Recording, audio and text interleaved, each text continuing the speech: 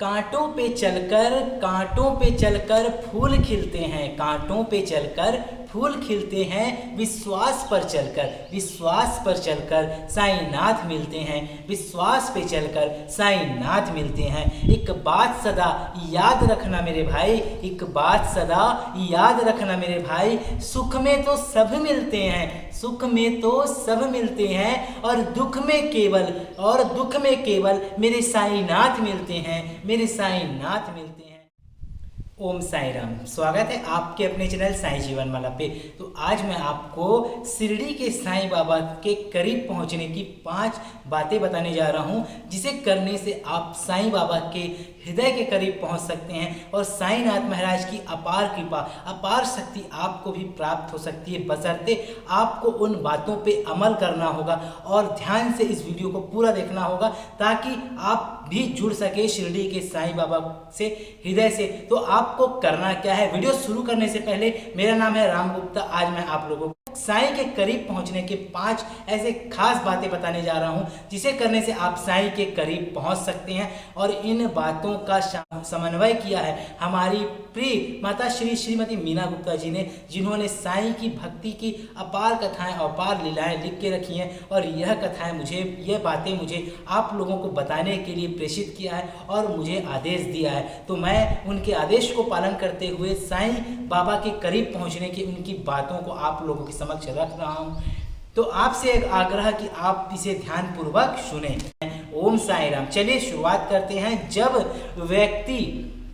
व्यक्ति स्वयं अपने जीवन का मोल नहीं समझता, जब व्यक्ति स्वयं अपने जीवन का मोल नहीं समझता, उसको बनाए रखने का प्रयास नहीं करता, इसलिए हमारे जीवन में बहुत सी समस्या आती है और हम घबरा कर बैठ जाते हैं, जीवन से निराश हो जाते हैं। उस वक्त हमें भगवान की याद आती है और उस वक्त हमें साईनाथ की आती है। कहते हैं ना कि दुख में सुमिरन सब करें, दुख में सुमिरन सब करे, सुख में करे न कोई, दुख में सुमिरन सब करें, सुख में करे न कोई, जो सुख में सुमिरन करे, जो सुख में सुमिरन करे, दुख काहे को होए, दुख काहे को होए। आइए मेरे प्यारे भक्तों, जानते हैं आज हम आपको जीवन की ऐसी सच्चाई बता रहे हैं जिसे आप जीवन में उतारें और ऐसा कार्य करें जो हमारे साईं बाबा को प्रिय है। जो यह कार्य करेगा वह ही शीघ्र ही साईं बाबा के करीब पहुंच जाएगा। यदि आप साईं के करीब जाना चाहते हैं तो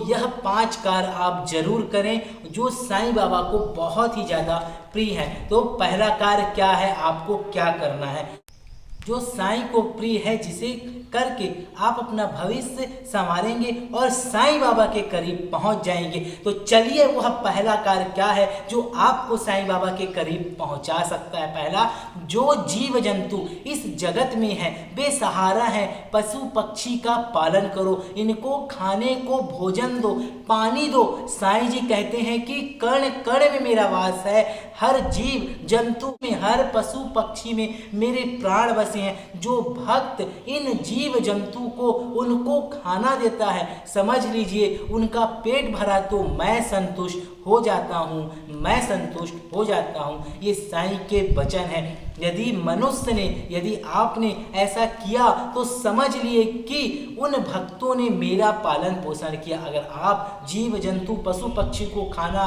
पानी देते हैं तो आप साईं के कृपा के पात्र हैं और बाबा का पेट भरने में आप भी एक अहम भूमिका निभाते हैं। तो आप ऐसा करते हैं तो आप अपना जीवन सफल करें, ताकि साईं की कृपा भी आप पा सके। साईं सबका है, साईं सबका है, सब साईं के है। दूसरा कार्य आपको क्या करना है, कभी भी जीवन में अपनी खुशी के लिए किसी और की खुशी, किसी और को दुख मत दें। कभी भी जीवन में अपनी खुशी के लिए किसी को दुख मत देना। दूसरों की खुशी के लिए जो जीता है वही सच्ची जिंदगी पाता है और वही खुश रहता है। जो बेसहारा है उसका सहारा बनिए। यदि हमारी वजह से किसी की जिंदगी में खुशी आती है तो हमारे साईं हमें उससे ज़्यादा खुशी देते हैं और मांगने से पहले हमारी मुरादें पूरी हो जाएंगी। साईं सदा खुद दुख सहकर भक्तों को सुख देते हैं, ऐसे निराले थे मेरे शिरडी के साईं बाबा। तो आपसे मैं यही कहना चाहूँगा, कभी अपने कारण किसी को दुख मत देना, किसी की खुशियों पे नज़र मत लगाना, क्योंकि आप भी वो खुशी हासिल कर सकते हो। किसी को देख के जलना मत। अगर ये मोबाइल मैंने लिया है, ये मोबाइल मैंने खरीदा है, तो आप भी इतने सक्षम बनिए कि आप भी ऐसा मोबाइल खरीद सकते हैं। ईमानदारी से मेहनत कीजिए, इसे चुराने का प्रयास ना करें, किसी का नुकसान करने का प्रयास ना करें और किसी को हानि पहुंचाने का प्रयास ना करें, क्योंकि सबका हिसाब यही होना है, सब चीज़ यही रह जाएगा, कुछ नहीं साथ में जाएगा। तो चलिए अगली बात, तीसरा कार्य आपको क्या करना है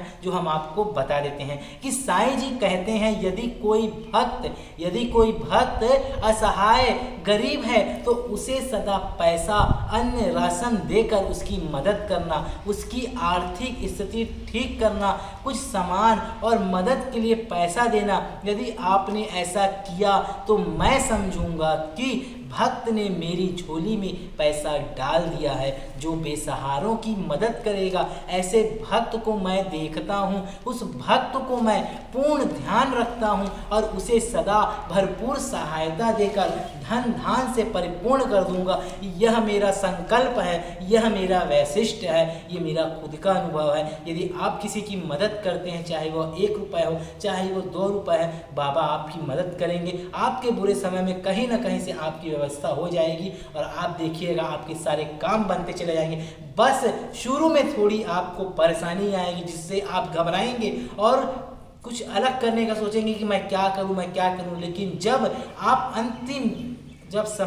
लेकिन अंत में बाबा आपकी मदद करेंगे। बस थोड़ा सा परेशानी, थोड़ा सा कष्ट हर सभी को मिलते हैं, उसी को झेलना है, वही हमारे जीवन का चक्र है। तो चलिए चौथी बातें आपको बता दें जिसे करने से आप साईं बाबा के अत्यधिक करीब पहुंच सकते हैं। जो साईं के, ध्यान से सुनिएगा, आप सभी बाबा के दर्शन को जाते हैं, शिरडी जाते हैं और मंदिरों में जाते हैं। जो साईं के दर्शन करने जाते हैं और सभी भक्तों को समान ईमानदारी से लाइन में लगकर साईं के दर्शन करते हैं, ऐसे भक्त मुझे बहुत पसंद है। आप लोग अगर बाबा के दर्शन को जाते हैं, लाइन से लग के जाते हैं और प्यार से बाबा को लाइन से श्रद्धापूर्वक दर्शन करते हैं, वैसे भक्त को बाबा बहुत पसंद करते हैं। जो बड़े बनकर अपना रौब बनाकर बीच रास्ते में जल्दी से दर्शन के लिए जाते हैं और आगे बढ़ जाते हैं, वे भक्त मुझे बिल्कुल भी पसंद नहीं है। जो भक्त लाइन में लगकर खड़े हैं, साईं उसे देखते रहते हैं और उसका रास्ता आसान कर देते हैं और दर्शन देते हैं, और साईं प्रभु का ध्यान लाइन में लगे भक्त की तरफ पूर्ण रूप से होता है। देखते हैं भक्त के हर भाव को, उससे ऐसे दयालु भक्त पर साईं दया करते हैं जो सही तरह से साईं के दर्शन को जाते हैं, ऐसे दयालु भक्त पर साईं दया करते हैं।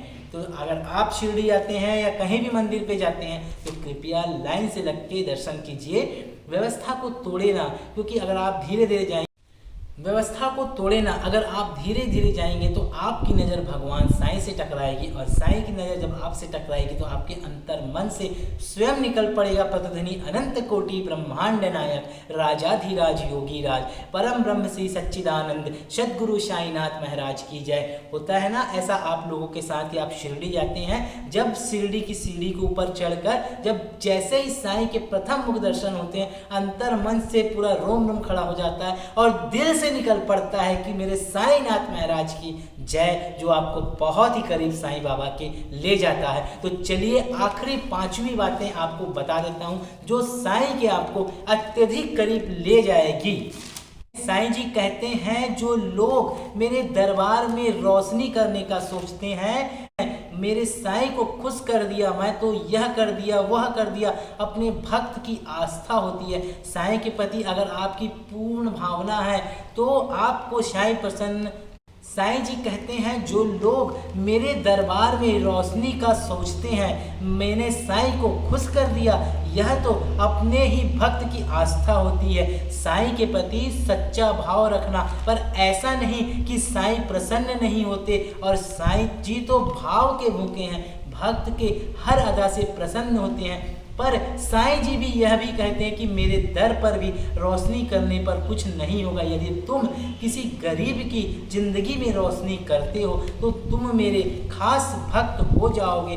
कोई गरीब मजदूर की ज़िंदगी में रोशनी, कोई गरीब मजदूर की ज़िंदगी में रोशनी फैलाओ, यही मेरा आदेश है, ताकि उनकी दुआ पाकर आपका मनुष्य जन्म धन्य हो जाए और आप आगे बढ़ते रहें। साईं जी की सदा कृपा पाकर भक्तों की सहायता के लिए सदा तत्पर रहें और बाबा का आशीष पाइए और बाबा की कृपा पाइए। अगर आप सभी यह 5 कार्य को सच्चे हृदय, सच्ची अंतरात्मा से करते हैं तो आपको साईं के, आपको भगवान के करीब पहुंचने से कोई ताकत नहीं रोक सकती। चाहे वो साईं बाबा हो, चाहे हनुमान जी हो, चाहे राम भगवान हो, चाहे माँ दुर्गा हो, कोई भी भगवान है, जिसकी भी आप सेवा करते हैं, यह 5 कार्य आप करिए।